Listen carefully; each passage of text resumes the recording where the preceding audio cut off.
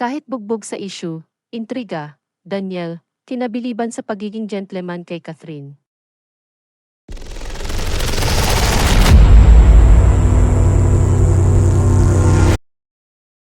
Nakakaloka ang mga issue at intriga kay Daniel Padilla.